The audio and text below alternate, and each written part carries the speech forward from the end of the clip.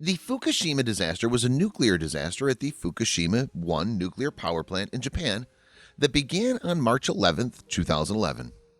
It resulted in a nuclear meltdown of 3 of the plant's 6 nuclear reactors. The failure occurred when the plant was hit by a tsunami that was the result of a 9.0 magnitude earthquake. The following day, March 12th, substantial amounts of radioactive material began to be released. This made it the largest nuclear incident since the Chernobyl disaster that occurred in April of 1986. Hey there, I'm Scott Leffler from Why and How, and here is Meet the man who returned to Fukushima to feed the animals that everyone else left behind. Before we begin, make sure you smash the like button, subscribe to our channel, and click the notification bell for daily amazing videos. Although no fatalities due to short-term radiation exposure were reported, approximately 300,000 people were evacuated from the area. Due to various reasons, the people who were evacuated were not able to take their pets or farm animals with them when they were evacuated. This is where Naoto Matsumura comes into the picture. He's a 55-year-old construction worker. He lives in the evacuated zone to care for the animals left behind.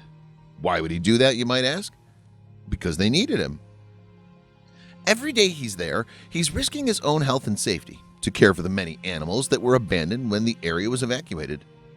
Here he is feeding and caring for other people's farm and domestic animals. He's come to be known as the guardian of Fukushima's animals. It's pretty obvious that he's a great lover of animals. He knows that every day he's there, his body is getting subjected to major radiation. He says that he refuses to worry about it. He does take steps, however, by only eating food imported into the zone. He left when everyone was first evacuated, but returned after to take care of the animals. He's currently the only human brave enough to live in the evacuation zone. Some people call him Radioactive Man, like a superhero of sorts. He doesn't think of himself as a hero. He originally went back to care for his animals. He said that he really had nowhere else to go. Then noticed all the animals that were in need of help. He said, "They also told me that I wouldn't get sick for 30 or 40 years. I'll most likely be dead by then anyway, so I couldn't care less." A lot of animals were chained up by their owners, so he set them free.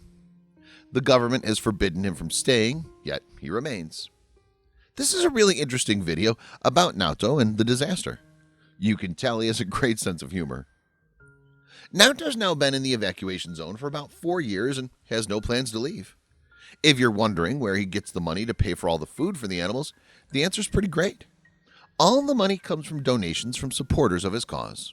If the donations ever dry up, he'd no longer be able to feed and care for all the animals in the evacuation zone.